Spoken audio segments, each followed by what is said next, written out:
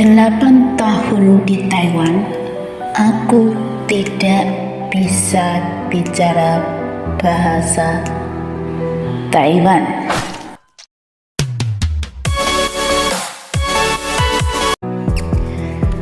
Assalamualaikum warahmatullahi wabarakatuh. Ketemu lagi karo aku TKW Formosa.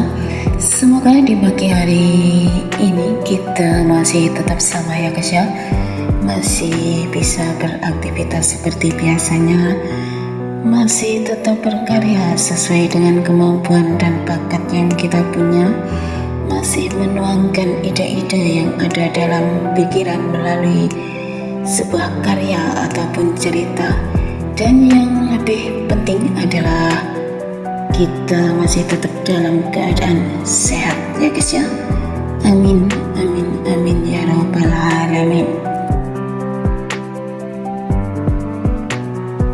Kisah nyata hidup TKW Formosa dan anak-anaknya yang tidak akan pernah habis untuk diceritakan dan dikemas dalam satu cerita bersambung yang nantinya bisa ditonton ulang oleh anak-anak TKW Formosa ya guys ya.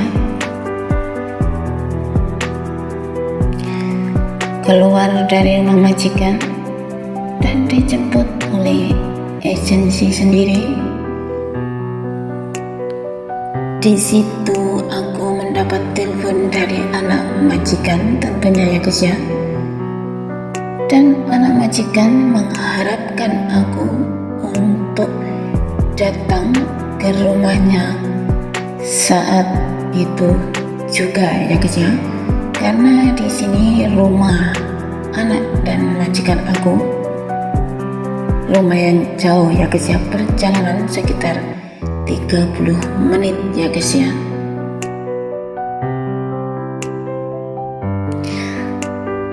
Sesampainya di rumah anak majikan,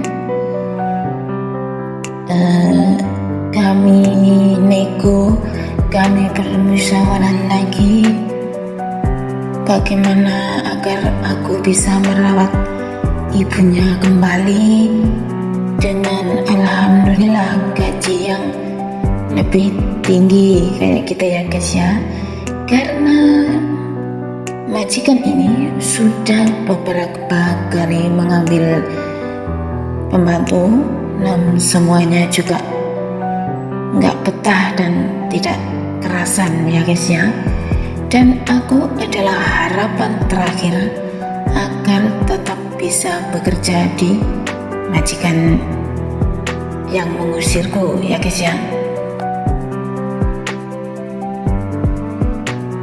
Dan setelah aku diberi waktu 1 hari 1 malam, akhirnya aku memutuskan untuk tidak melanjutkan kontrak di rumah majikan ini ya guys ya.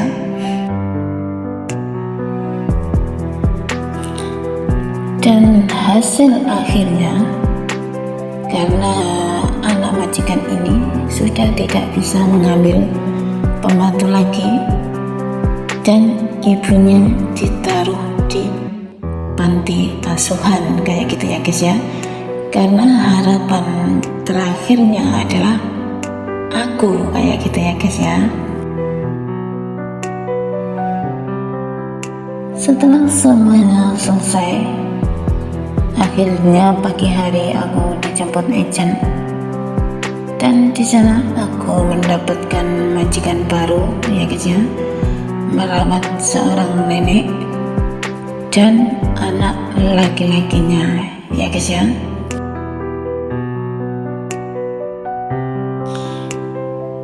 Apakah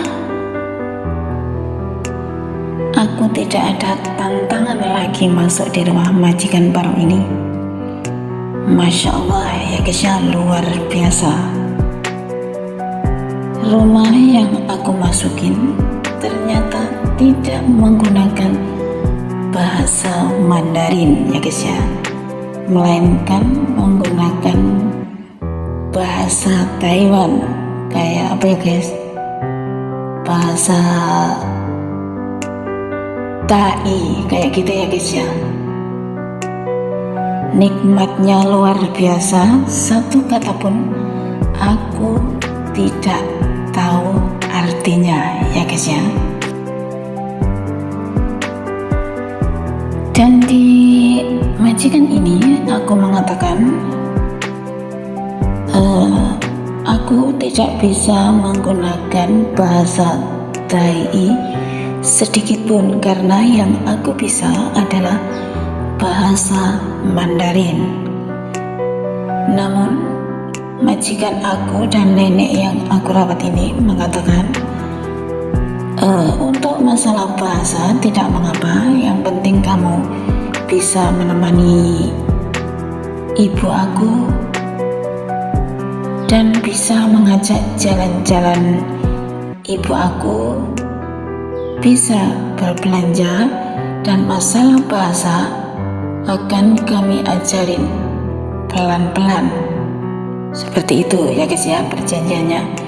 Dan nenek pun setuju. Dan di rumah majikan ini aku juga benar-benar memeras otak ya guys ya.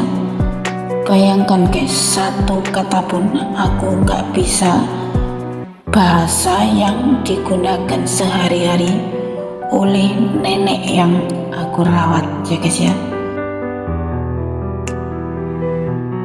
Dan dalam berkomunikasi akhirnya aku menggunakan bahasa isyarat ya guys ya.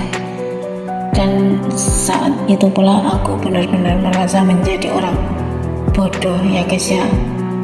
Mau kerjain ini masih tanya ini bahasanya apa, mau makan masih tanya lagi ini bahasanya apa. Benar-benar menguras otak dan tenaga aku ya guys ya. Dan kata-kata yang aku hafal pertama kali sampai saat ini aku masih ingat ya guys ya, yaitu apa? Makan, minum, buang air kecil, buang air besar, dan tidur. Jadi yang nyangkut di pikiran aku itu hanya 5 kata ini guys. Sebenarnya kalau semua pejuang devisa mau menceritakan kisah perjalanan dalam menggapai mimpi, itu benar-benar nggak akan ada habisnya ya guys ya. Jadi tiap hari itu seperti benar-benar perjuangan seperti itu ya guys. Namun sebagian itu tidak pernah kami ceritakan ya guys ya. Karena apa? Takut keluarga kita yang ada di Indonesia itu sedih, takut keluarga yang ada di Indonesia itu terus memikirkan kami. Jadi kami ini sebagai pejuang keluarga selalu menceritakan yang baik-baik saja ya guys ya. Sama TKW Formosa itu juga seperti itu ya guys ya.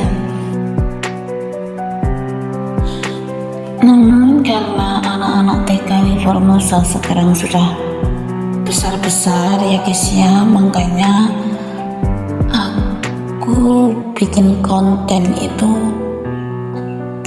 menceritakan sebenarnya seberapa besar sih perjuangan aku dalam menggapai mimpi dan menghantarkan anak-anak aku dalam menggapai cita-cita beliau ya guys ya. Jadi semuanya tidak ada yang instan, tentunya karena Allah mengizinkan dan ada peran penting di belakangnya ya guys ya. Mungkin peran ibunya, bapaknya, dan mungkin juga kedua-duanya ya guys ya.